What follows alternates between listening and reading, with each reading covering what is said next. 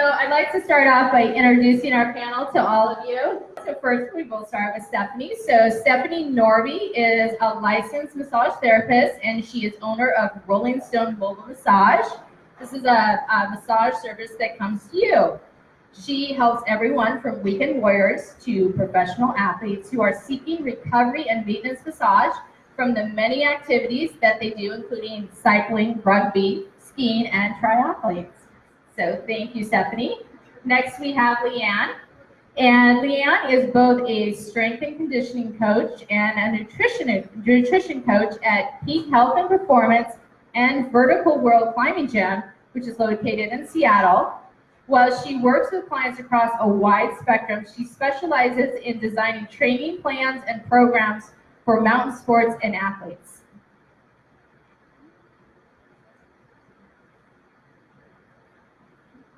And next we have Amy. Amy Gallo is a certified nutritionist and a personal trainer with functional medicine and endurance sports nutrition. And her focus is on endurance sports nutrition. And her business is Vibrance Nutrition and Fitness.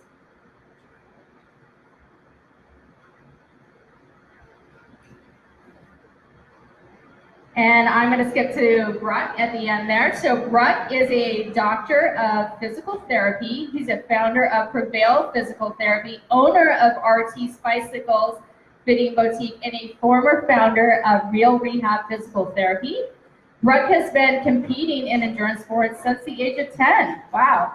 Focusing on running, cycling, triathlons, mountain sports as an adult. And he has also professionally coached triathletes, runners, cyclists as a USAT coach and has been a certified strength and conditioning specialist with NSCA. He specializes in high-tech biomechanic analysis of runners, cyclists, and athletic movement, and has performed several thousand analysis studies on endurance athletes. Wow. Okay, he works with all levels of athletes and active people from children to Olympians, and he accompanied one of his clients to assist in the 2016 Olympics in Brazil. Yeah. He is also pretty out of shape right now,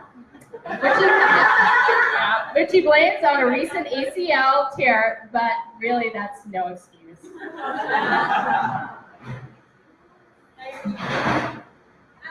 All right, and second to the end there, we have Dr. Jeff Lakoven.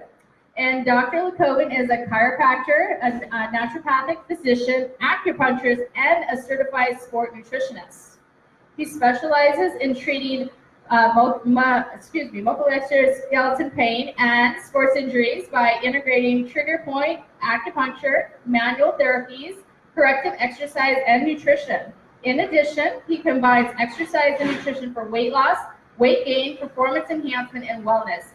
And he practices at Northwest Integrative Medicine in Kirkland and has been in practice for 25 years. So you have quite a very knowledgeable panelist here. So we're going to go ahead and get started with the questions. We have 5 questions, and we'll talk to different panelists to answer them. Then we're going to move into something a little more lighthearted with some rapid fire questions, learn a little bit more about these guys. And then we're going to open it up to some Q&A at the end. So we plan to run this for about 30 minutes. So, all right, question number 1.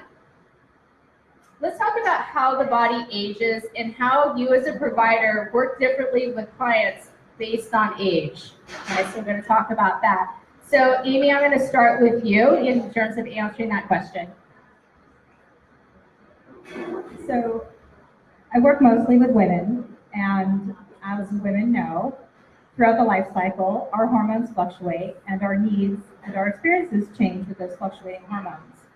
So an endurance athlete who a childbearing age utilizes carbohydrates, fats, and protein to a different degree than a woman who is perimenopausal or postmenopausal.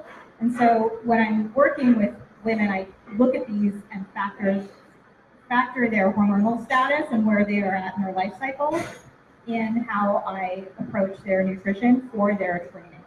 And even cycling women of childbearing age who are on birth control have different, like they utilize they're fueled differently than women who are not on birth control. And these are things that don't get talked about in books and runner's world and things like that. And so a lot of women are training based upon research basically done on college-age men. And we're quite different than men 18 to 22. So a lot of what I do is help women fuel themselves for their sport, for where they are at in their life, because that changes as we age.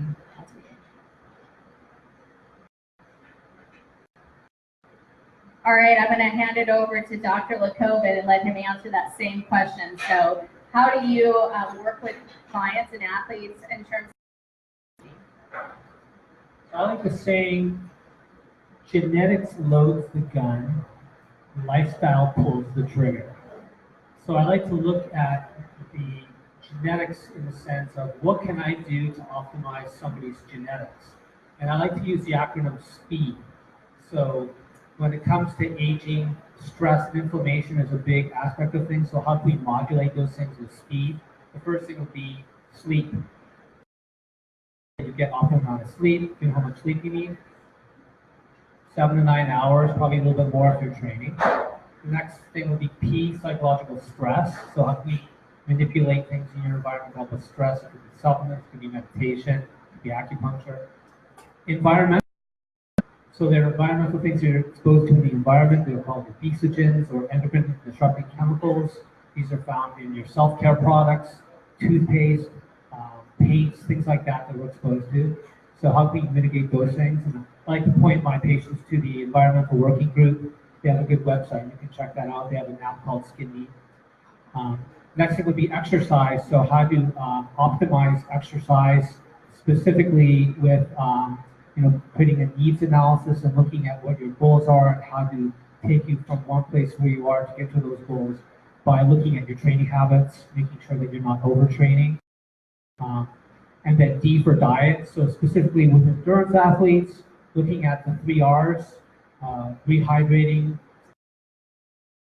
making sure that you're getting adequate nutrition, specifically carbohydrates for fueling, and protein afterwards. Endurance athletes sometimes think they might not need as much protein, but the research is showing that at least 1.6 grams per kilogram body weight is important to maintain lean body mass and as well as to fuel recovery. And that would be it. A good start. I have a follow-up question on the 3 R's. Do you do much difference in terms of somebody who is in their 20s versus somebody in their 60s with those 3 R's? So a lot is based on weight, okay, in terms of like your carbohydrate. So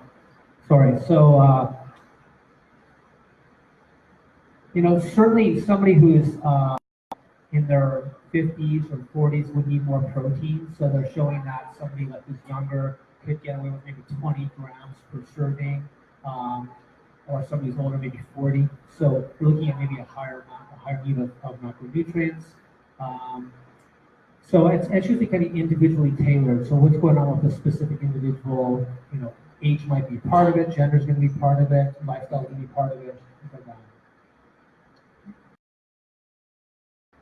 Thank you. All right, we're going to move on to our second question. So that is, how can athletes better share information with you? How and when do you refer a client to another provider, and how do you work with other providers? So this is like from an athlete's point of view in terms of like coming in and when the provider is working with them to find or refer them to other providers. So we're going to start with Leanne. So being a strength and conditioning kind of focus or nutrition for sports, I usually start out programming or in-person session with some kind of Google form that goes through all sorts of things that compose the whole person. My approach is generally holistic, and so I'm looking at okay, what's someone's sleep habits, what's their stress levels, and so I intake all the information usually before I ever talk to that person in person or set up any kind of program for them, because there's so many factors that are important to how we perform in our specific sports. It's really hard, especially from the endurance perspective. We're putting additional stress, right? Training with stress, and so all stress is important to know. So I try to gather all the information as much as I can ahead of time. In addition to that, like with that Google form, I try to get some medical history, injuries. It's very interesting when you start talking to folks. People forget that they had, a shoulder separation 5 years ago, or they forgot they had a surgery on their ankle, and they just don't think about it because it doesn't hurt them right now. However, like designing programs, it's really important to know all the history, and so I found that like by kind of pulling out this information through forms ahead of time, I usually can kind of get that whole person perspective, and then kind of moving on, like I try to work with that individual as far as like gathering more information. I always want check-ins with people, so I use various like platforms and apps that are web-based, and then try to really cater to what is specific for that person. So I might use Training Peaks to help with like what's heart rate kind of stuff, like speed kind of stuff, depending on what their goals and needs are. It might be some other platforms as well. And then as far as like reaching out to other providers, I'm probably one of the first people that will provide out if I think it's out of my scope. I think it's super important as providers that we work within our realm of expertise. And I know that's like important for probably a lot of people on this panel as well, is that, it's like I am a nutrition coach. However, if I'm reaching a point where I see someone is having a challenge, it's more of a medical kind of concern, or if they've got some other issues, I'm the first. Let's bring a dietitian into this mix. All right, I'm not a physical therapist. I see people all the time who come to me asking like what their injury is, and I'm like, that's out of my scope. Like we can probably nail down a few things, but let's get you to somebody that we can trust, that knows your thing. Which is why I think this is super awesome, is because it's really important, I think, for all of us to know that we're going to an expert that understands what we do. So as far as that, then working with those providers, it's kind of up to the client or patient on what level they work with me. So sometimes I work directly with that provider and communicate directly through them. I'll just I'll ask my client to ask their provider certain information that I think is relevant to the training plan or nutrition plan. So it's kind of a very moldable to whatever that client needs and what I think I can bring to that whole situation. Thanks, Leanne. I'm going to have Stephanie go ahead and take this same one on. So she's a massage therapist, and answer you the same question of how can athletes better share information with you as a massage therapist, and how and when you refer your clients to other providers and work with other providers. So without reinventing the wheel, because kind of really along the same lines, we are all so used to intake forms, right? We fill them out with every clinic that we go to. And they are very important for gleaning information prior to meeting with a provider. But just like Leanne, I want to be able to communicate directly with that person, with that athlete, and find out what's going on right now. So, they fill out the form, and a lot of people start glazing over after page 1. So write down the important information, what past surgeries they've had, past injuries, or what they nutritionally that's different than last year that may be affecting what's going on. So all of that plays a really important part in just that communicating with the client prior to them getting on my table, and then also throughout the process. I'm not one that will just turn off all communication when I'm working on someone. I want to have that open dialogue to say, hey, this is what I'm finding, this is what's going on here in your body, what could be the cause of this? And it might trigger, oh yeah, I had a surgery on that 3 years ago. Well, that would have been nice to know, but you may not think about that. It may not be important to you at this time. So it's just keeping those lines of communication open with the client, with the athlete, to make sure that you are providing the best care. And I'm definitely a huge believer in holistic treatment. So anytime I have someone, it doesn't matter if they're a weekend warrior or a triathlete, or even just someone who might go and ride their bike on the weekend with their kids,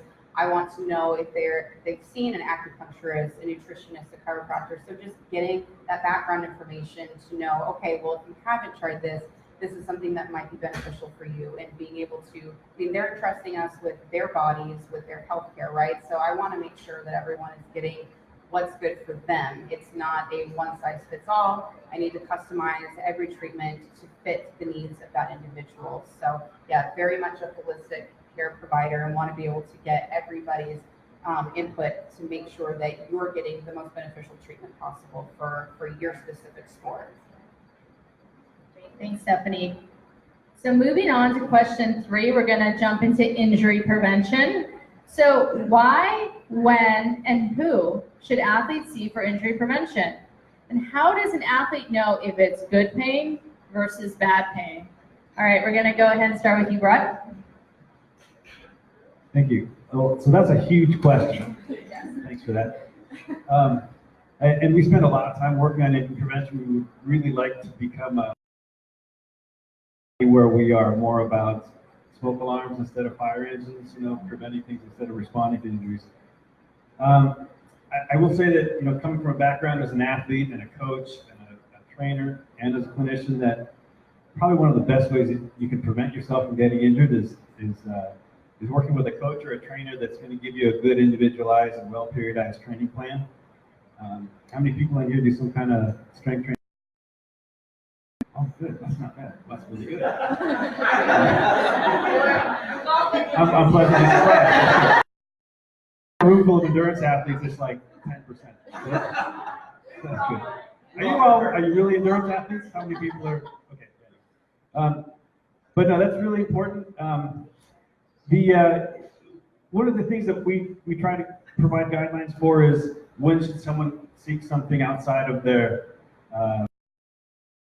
Google, and when something is, if you take some rest, if you take a few days off and you modify your training to a really light load for a week or two, and it's still bothering you, then we always encourage people to get some outside help. If something is blown up and red and swollen and inflamed, then that's a good time to see someone else. If it's limiting your joint mobility or if it's causing you to adapt your movement into something else, then you should probably get some help for it.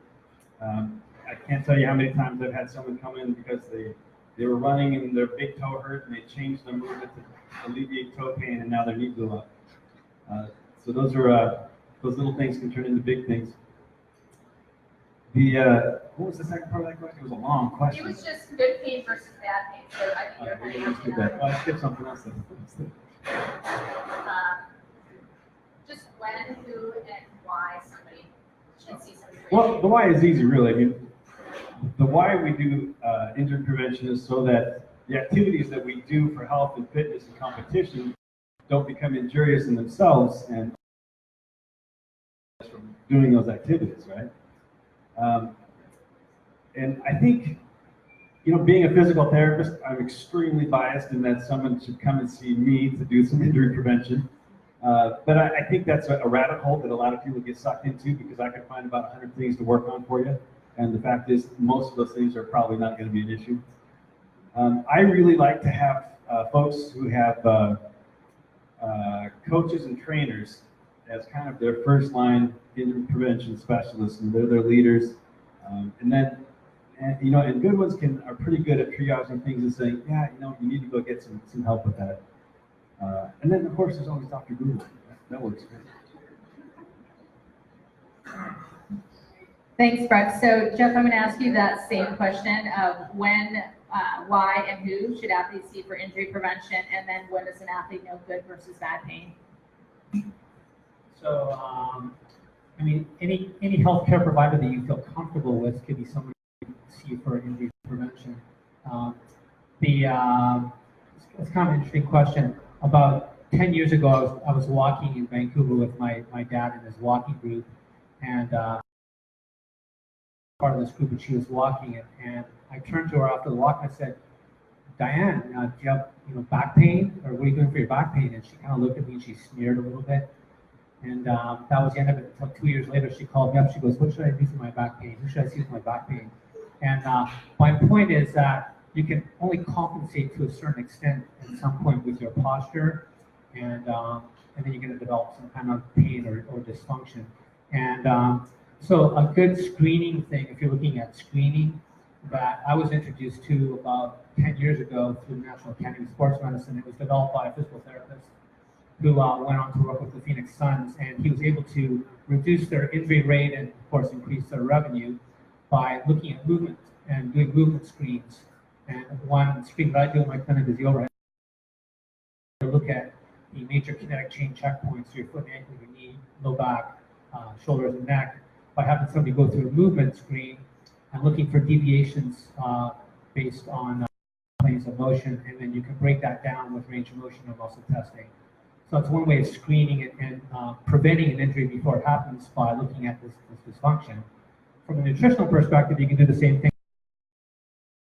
where they're at, what their training is, and how they match. Is there a mismatch? Like, for example, on one of the Facebook forums, somebody was complaining that they were fatigued, their testosterone was low, they wanted somebody to put them on testosterone. They were a CrossFit athlete that was doing a ketogenic diet. It doesn't make sense, it doesn't match. The energy requirements of that particular sport requires carbohydrates. So looking at the history and what somebody's doing is a good way to prevent things. Now, from Yeah. so when should you refer? Or no, this one was like that, just in terms of when they should see you. But...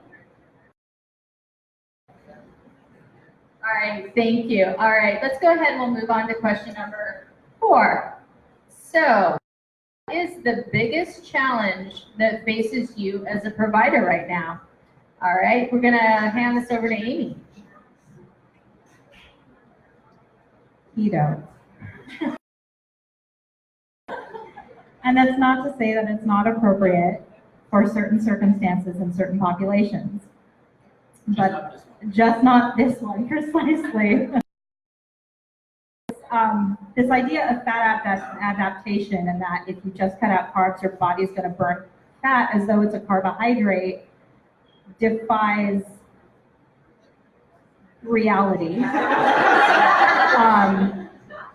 But people read things on the internet, and the person who's writing it sounds really, convincing, and so they go and try it out, and then all sorts of things happen.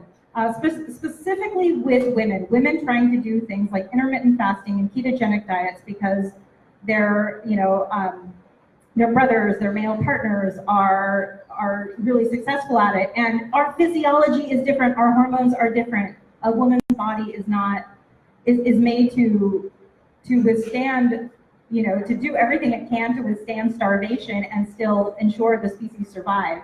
And so we will ratchet stuff down and in order to do that. And depending on where you are in your life cycle, because there's always with nutrition, there's always a caveat to everything, and there is no one nutrition rule that works across the board for everybody. And so you always have to take everything you read on the internet through the lens of who you are. I know I've lost my train of thought. I can go on this rant for a long time. Is there any other challenges you have As a provider, one thing that I've been noticing in the last year is there's a lot of, I'm seeing women have an extra layer of shame about wanting to lose weight. And that's generally not something that is a big deal in this population, but what I'm seeing is women are coming in and they're saying, my joints ache, I feel older, I don't have energy, and I know my diet has a lot to do with this, but I'm really busy and I need to figure out how to dial in the diet so that I feel better. And then at the end of an hour and a half conversation, she'll throw in, and it would be okay if I lost a little bit of weight too. And there's this extra layer of shame that I'm seeing women walk in with that wasn't there 10 years ago when people were more openly dieting, I guess, or at least this age group, the Gen X young boomers. And it bothers me because on the whole, we all carry too much shame as it is, and the body positive movement is a beautiful thing. It's a wonderful thing, but it is not a reason to add an extra layer of shame on you because you aren't satisfied. So I just want to tell, just don't, wherever there's shame, get rid of it, because it's not serving you, ultimately. It's hindering you, it's holding you back. And that's something that I've been seeing lately that I find troubling. So. Yeah, thanks Amy for that. We're going to ask the same question of Stephanie. What is the big that you face today as a massage therapist? So the first thing that most of you probably think of when you hear the words massage therapy is spa, relaxation, rocks, water, Zen music. I don't think any of us do. Okay, that's good. Don't think along those lines. A lot of people on my table are crying, but in a good way. Just kidding. No, I try not to make my clients cry.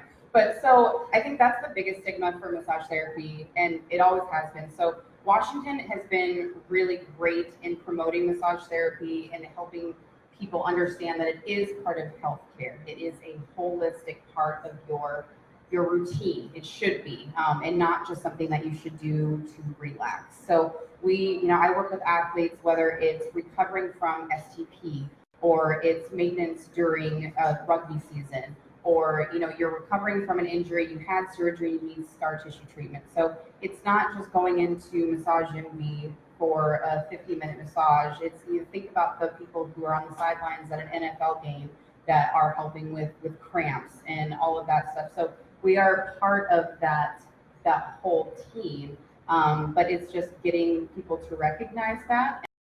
And probably done a really, you understand that living here, which is great. It's not like that everywhere. Now it's just people realize, chiropractic works the skeleton. So, and as part of PT, I love working with physical therapists as well as nutritionists, because I want to know what is going in to fuel you and how are you exercising and stretching, recovering after an event, before an event.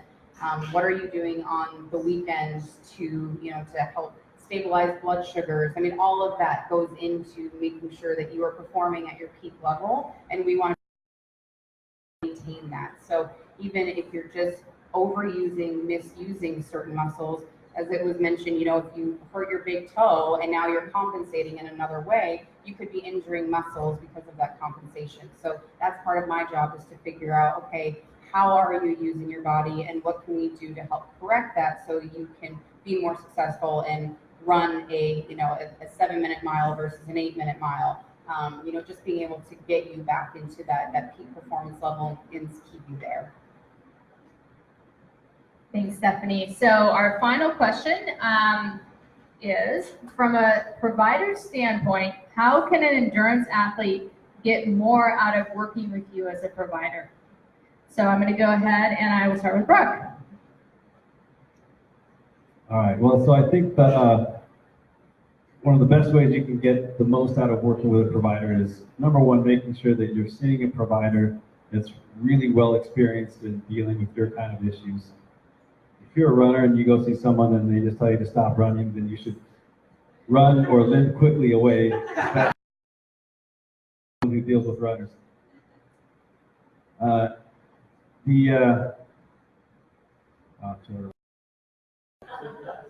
getting a little old. Tell me the question again. So how can the endurance athlete get more out of working with you? Right. Somebody else mentioned earlier that gathering as much information before we see someone is really, really helpful. We have standard intake forms for some of our PT clients. We have special intake forms for runners and special intake forms for cyclists. But whenever I can, I try to get people to write me a narrative, a long book of history about their body and their injuries and their training history, their current training loads, and what their goals and abilities are. I want to know everything that I can about that person and their physical function, because it's a giant puzzle. And the more information that I have beforehand, the easier it's going to be for me to create the most targeted treatment plan. It's really important to give us feedback. Sometimes people say, well, you just tell me what to do and I'll do it, and I'll tell them to do something. I go, yeah, I did all that. It was great. It hurt like crazy. And I'm really injured. And I'm like, why did you tell me that it's not supposed to do that? It's important that, if we haven't spent a lot of time, we really don't know how your body's going to respond to anything that we do with you.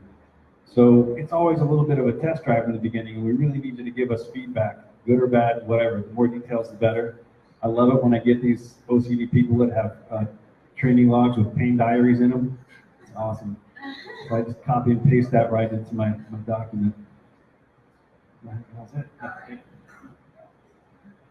Thank you. So I'm going to ask the same question of Jack from a provider standpoint. How can an endurance athlete get more out of working with you as a provider? Okay, so I look at it as a partnership. So someone's going to come, you're going to come see me, and we're going to figure out together what's going on. So we'll come up with some objective measures, objective findings. It could be some range of motion things, if we're looking at musculoskeletal, it could be dietary things. And once we come up with something that's tangible that we can measure, then we're going to do an intervention. And the intervention that I'm going to do in the office is I'm going to do something to come up with this plan. And the thing that you're going to do for me is the homework. So the homework might be corrective exercises, it might be a diet diary, it might be following a certain diet, and then you're going to come back and I'm going to see if you've done those things. And it's called compliance. So one of the biggest things that can help our relationship is following through with compliance and the recommendations, because it helps to make sure that the treatment plan is going to be efficacious and that you're going to get the results. And if you don't get those results, I want to know, is it because my recommendations are not good for your problem, or do I need to refer to a physical therapist or to another provider to make sure that you're getting the correct care? All right, I'm going to do a time check. I think we're ready to move along. All right, that was our last question of the panel, but now we're going to do something fun with these rapid fire questions. So you're not supposed to really think about it. You're just supposed to say what comes to your head, and I'm going to give the mic to Steph, and she's just going to pass it down, okay? So the first one is Spider-Man or Superman? Spider-Man. Spider-Man, definitely. Superman. Superman. Spider-Man. All right, our next one is, what is your favorite recovery food? Salad. Sushi and a side of meat. Dr. Jeff smoothie. Pizza. Nice. All right, so the next one is, and feel free to stand up and demonstrate, what is your best dance move?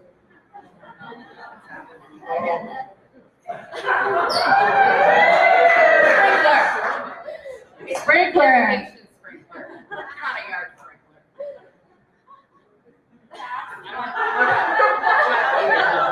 Yeah, right, Mark? Right. Ooh, I'll do the running man. How about that? We'll do Nice, yeah. I've not had any wine, so this is not going to be good.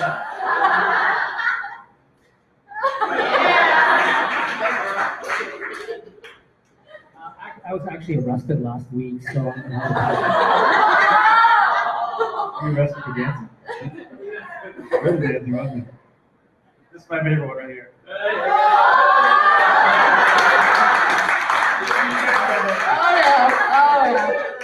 All right, so next one is, what is your favorite place in the world to play outside? Norway. North Cascades. What's the question? Favorite place to play outside?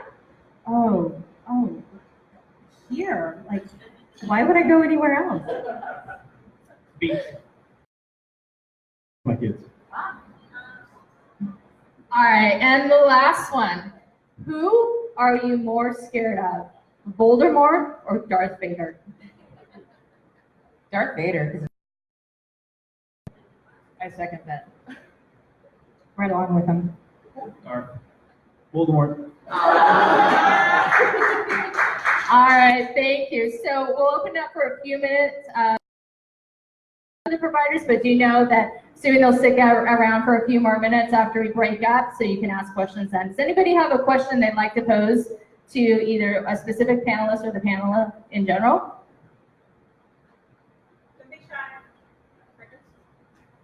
Bueller? All right.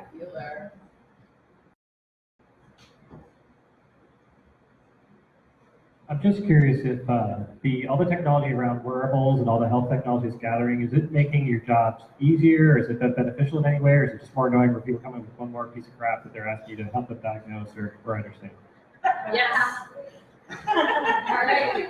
Yeah, right. Okay. So I'm a big data junkie. Anytime that I can get real world parameters from from exercise and training, it's garbage. So there's a little bit of information overload sometimes, and if you have a platform like Training Peaks that people can upload their data to, and I can go on there and get a nice clean picture of everything, it's really helpful. So for me, it's great. I think there's accuracy issues you need to be careful with, and then data information. So, for example, MyFitnessPal, a lot of the information is inputted from the public, so it might not be accurate.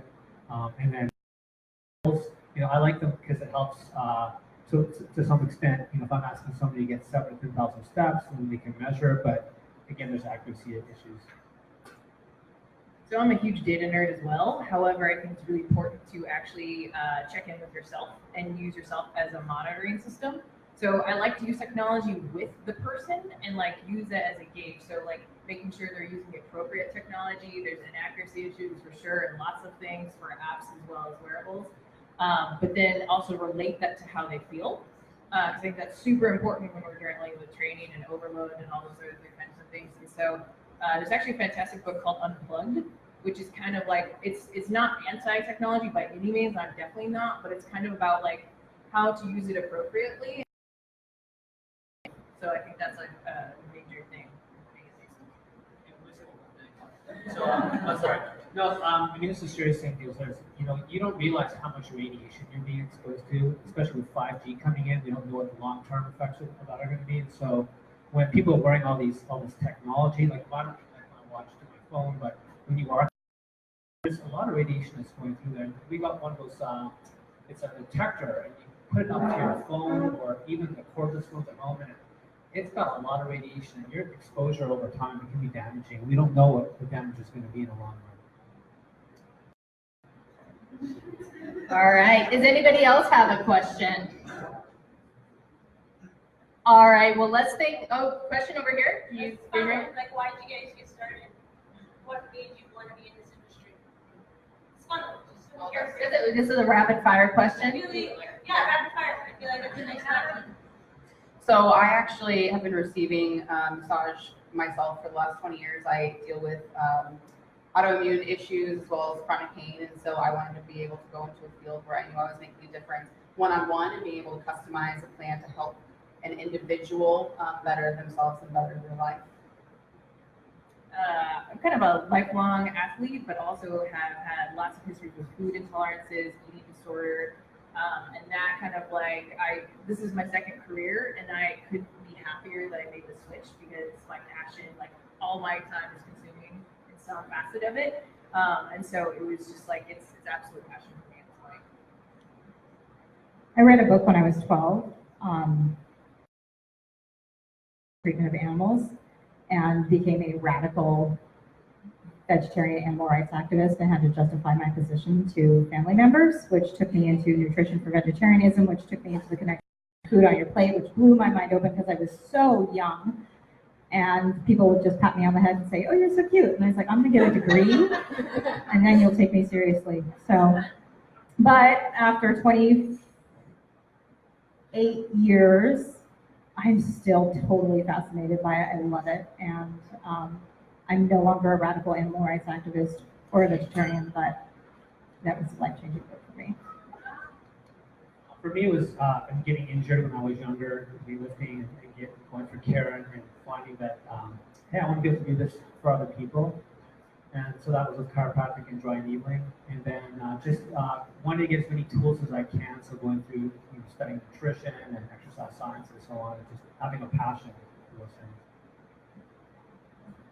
I wanted to be able to be in a field where I could continuously learn, never really know everything, even if I tried. I wanted to be able to serve other people, help them on a daily basis. I wanted to be able to spend a lot of quality time with the people that I worked with and that I was helping with serving.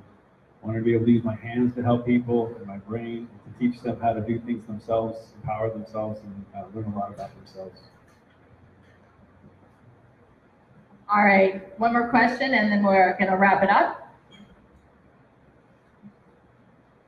So I think, right, part of the point of GritLink is to not just link athletes with providers, but linking other providers together.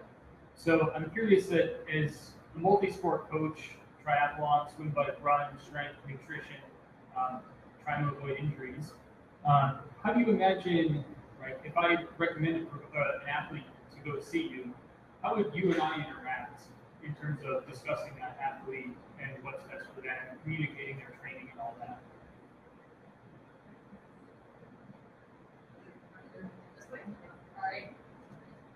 Well, I always like to get input from coaches and trainers. They have a different kind of objective lens on an athlete than the athlete does themselves when they're reporting anything, and even from what I see. If I have, before I talk to you, I have to get clearance from an athlete.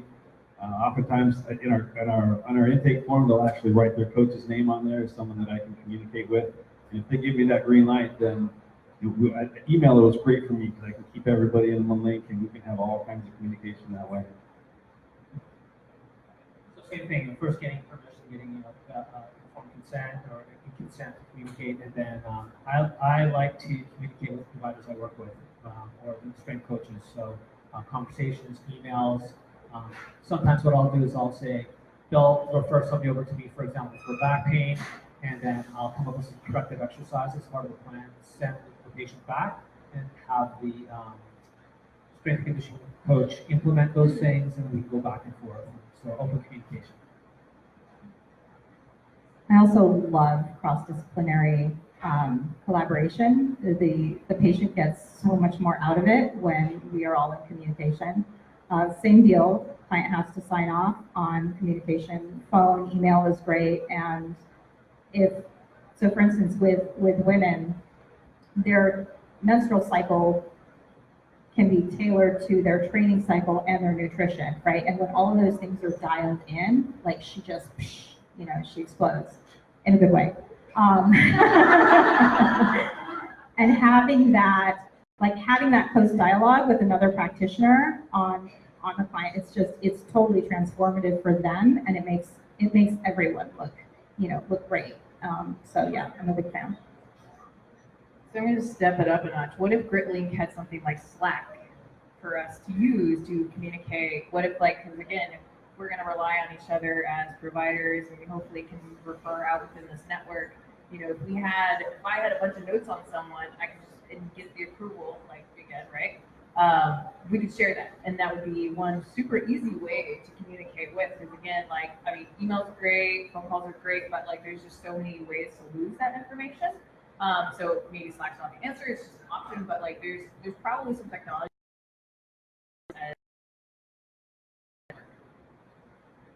Yeah, just to go off of that, I know the Evergreen system, I can communicate with my primary care, my endocrinologist, all of that through one platform. So it's all HIPAA compliant, so there are those systems available. So even if it's not through GritLink specifically, there are HIPAA compliant systems that we can get on there secure for the athletes to get on, to be able to send messages. But otherwise, yeah, just being able to get that informed consent from you guys to have that whole communication as a team is really powerful.